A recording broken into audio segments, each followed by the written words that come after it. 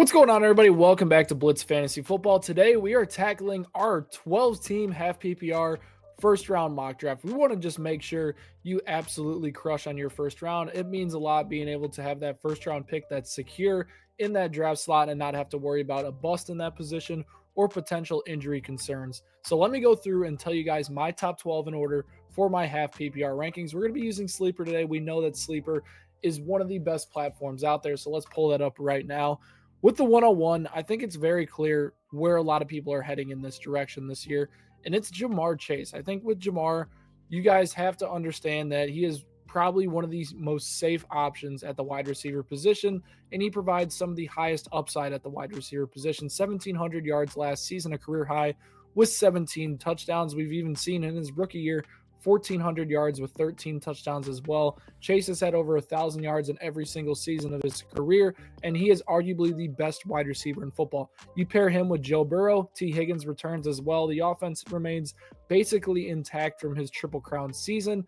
Things are looking up for Ja'Marr Chase. Even better, the defense is still abysmal heading into 2025.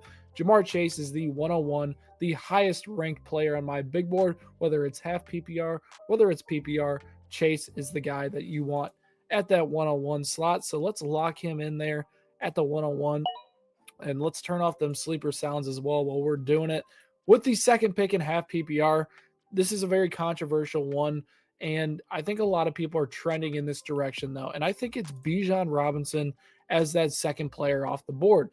Bijan had a hefty workload last season, right under that, 370 touch threshold we mentioned all the time with Saquon Barkley, where no running backs are good. So Bijan does not fall into that category, but we saw him take a massive step forward in year two. He jumped from 976 yards to 1,456 yards. His receiving numbers went down slightly, but he also had more receptions in that category. And I think he could be due for a little bit more with Michael Penix Jr. at the helmet quarterback. This offense with Michael Penix is going to look a little bit different. Last season, we saw them very limited in what they could do with Kirk Cousins at the helm and his weakened mobility. But I think with Michael Penix, this offense is going to be able to stretch the field. They aren't necessarily going to be able to stack the box to stop Bijan and Tyler Algier, and that bodes very well for him heading into year three. Yes, the workload was high last year, and he's had a pretty big college workload as well, but he's still only 23 years old. The injury concerns aren't really there for me with Bijan Robinson. Nothing is telling me that he should have injury concerns. Bijan is going to be in for another monster season, and I think at the 2 slot and half PPR formats, he's the guy that you want right there. So let's lock him in at the 102. And then the player that I think is up for most debate at the 102 slot is probably Justin Jefferson. Jefferson, I posted a tweet about this, he's on his historic pace right now. Like Antonio Brown historic pace. Antonio Brown, we all know, was the wide receiver 1 for 4 straight seasons. He was dominant over that stretch. You put Justin Jefferson and him side by side, they look almost identical at this point in their careers. And Jefferson, if it wasn't for an injury-plagued 2023 season where he still had 1,000 yards in 10 games played, he would have had another top 6 finish that year. Besides that, he was the wide receiver 2 last year. And the biggest thing with Jettis last year was, well, he doesn't have a quarterback. What is he going to do without a quarterback in Minnesota? And everybody was worried, right? He proved everybody wrong. Kevin O'Connell proved everybody wrong. Sam Darnold lived up to the highest expectations one could expect from him. Justin Jefferson is quarterback proof. JJ McCarthy slots in, and that chemistry between them looked well in the preseason, which is good to see. I think with Jefferson, you have to feel comfortable that he's getting 150 targets. He's going to have over 100 catches, and he's probably going to have over 1,400 receiving yards. And that, to me, is safe while also providing that upside. And I really do think that he is going to top Ja'Marr Chase potentially this year in receiver production if J.J. McCarthy plays like he did in the preseason. And obviously with that Minnesota defense being a little bit worse than it was in previous years, I think that bodes well for Justin Jefferson heading into this year. So let's lock him in with the 3rd pick right here. And then we head to the 4 slot. And the 4 slot, I think this is not really a debate for me. It is Jameer Gibbs. And Jameer Gibbs was the number 1 overall running back last season. Gibbs, 1,400 rushing yards, 500 receiving yards. We saw during the last few weeks without David Montgomery how good he can be. 3 straight performances over 21 points. Gibbs is one of the most electric runners in the NFL. And when he does get that big workload, you know how successful he's going to be. What's still to be determined is how this backfield will work now that Ben Johnson's gone. Will Jahmyr Gibbs be playing more? Will David Montgomery be playing less? It's something to monitor. But even if Jahmyr Gibbs is still in a split with David Montgomery in Detroit, I am not concerned at all. Gibbs is an insane talent. He can take the ball to the house on any given carry, and he's been relatively healthy throughout his career so far. Everything is boding well for Jahmyr Gibbs. I do think the offensive line regression is coming a little bit for Detroit after those interior losses, but Jahmyr Gibbs, once again, going to be a top scorer in fantasy football heading into this season. Heading into our next slot here in the 5, I think it's debatable whether you want to go Saquon Barkley, CeeDee Lamb right here, but I think it's CeeDee Lamb at this point. Lamb last year was not as good as the previous 2 seasons where we saw him, really burst onto the scene and excel as a wide receiver 1 in Dallas. Him and Dak Prescott's chemistry were off the charts over those years. And then last year, injury-filled season for Lamb and Prescott. Lamb was never as productive without Prescott on the field, ultimately leading to that wide receiver 8 finish, which isn't bad by any means, but it wasn't necessarily a great year for CeeDee Lamb, and the inconsistencies were there. Had 6 touchdowns last year, which isn't CeeDee Lamb-like, but this year is going to be a little bit different. Dak returns. You add George Pickens, give them another viable option outside of himself in the passing game. They don't really have a ground game as well, and I think the passing volume and the production will be there for CeeDee Lamb this year. I really, really like that. Last year, we know that despite Dak Prescott being out, he still had 150 targets. Like, new head coach, and Brian Schottenheimer probably will change the scheme up, but what won't change is CeeDee Lamb's production for the Dallas Cowboys. This guy is an alpha wide receiver. He's going to get volume. They're going to throw the ball a ton, and CeeDee Lamb is going to be a great pick in fantasy football this year.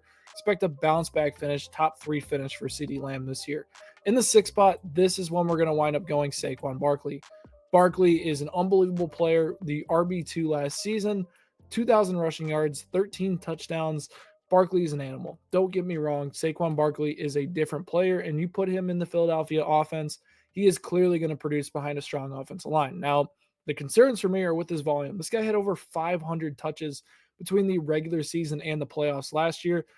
That's not great. And then you consider the fact he's had a lot of injuries throughout his career.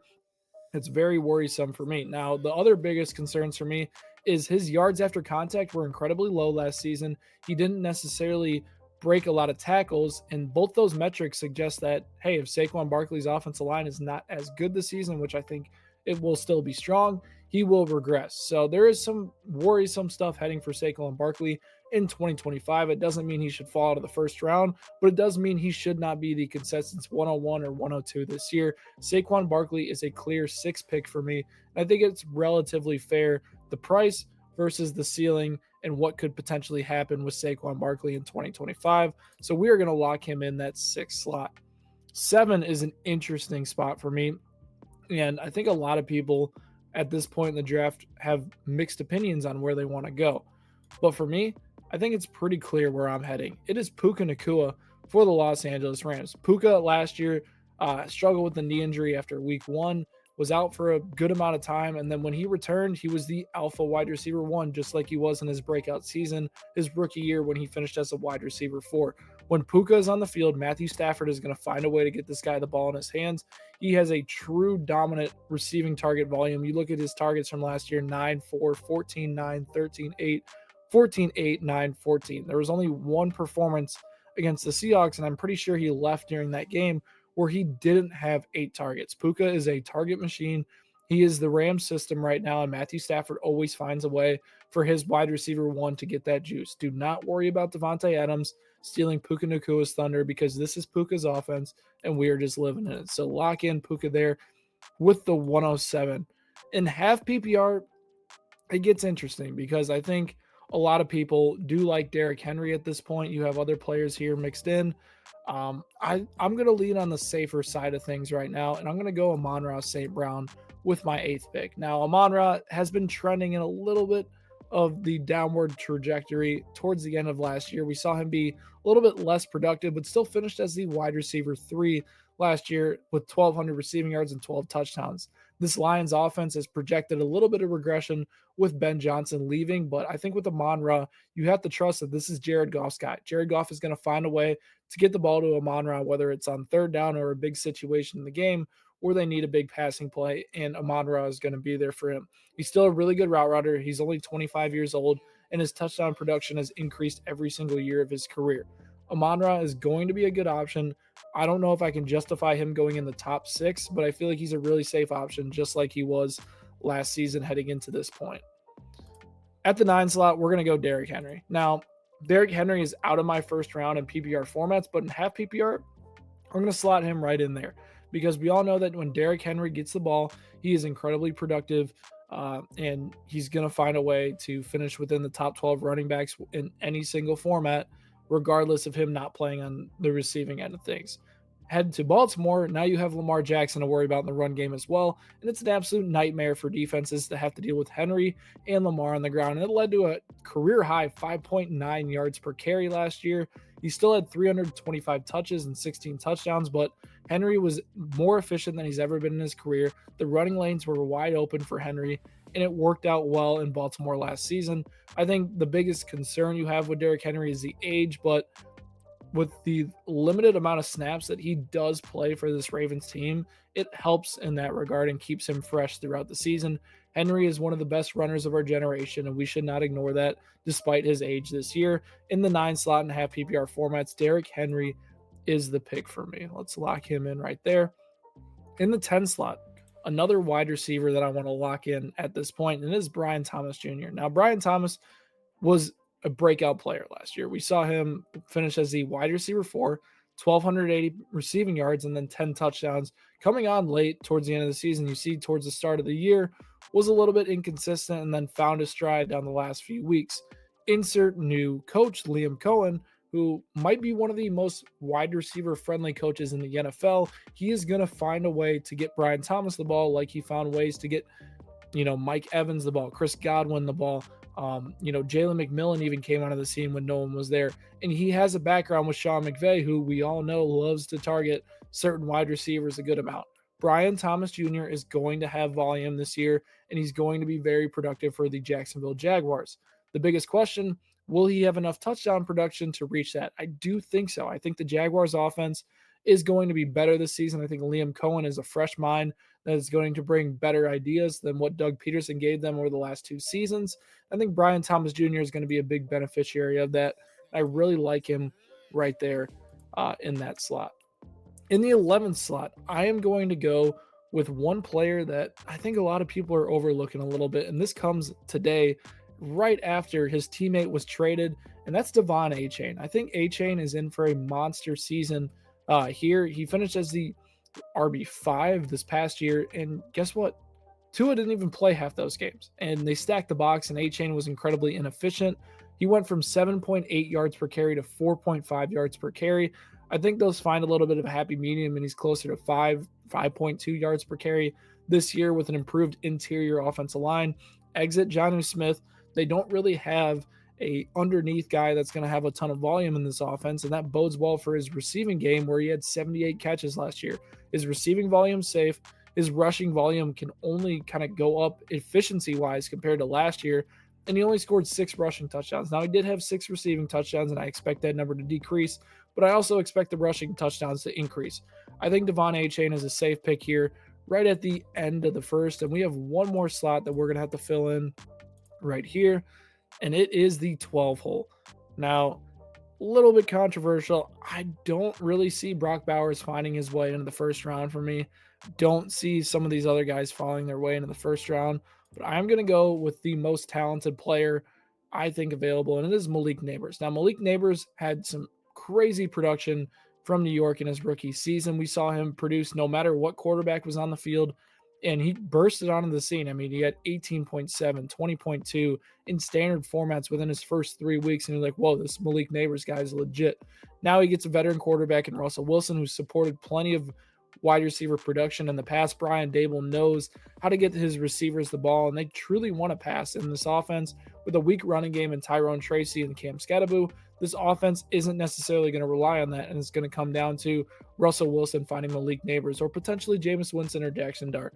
we'll see how it shakes out. But I think Malik Nabers is in for a really solid season in his second year in New York. And that is where we're going to end this thing with our top 12 picks. It's going to go Ja'Marr Chase, Bijan Robinson, Justin Jefferson, Jameer Gibbs, CeeDee Lamb, Saquon Barkley, Puka Nacua, Amon-Ra St. Brown, Derrick Henry, Brian Thomas Jr., Devon Achane, and Malik Nabers. Now, might not be your order, but ultimately, I think these are the best combination of guys that you can pick in half PPR formats with your first 12 picks. You get upside and you also get security that each of these players provide when you select them in the first round, and that is going to help you win a fantasy football championship. Let me know down in the comment section below which picks you agree or disagree with and who I potentially left off the list. Hit that subscribe button for more Blitz Sports Media content, and I will catch you guys next time.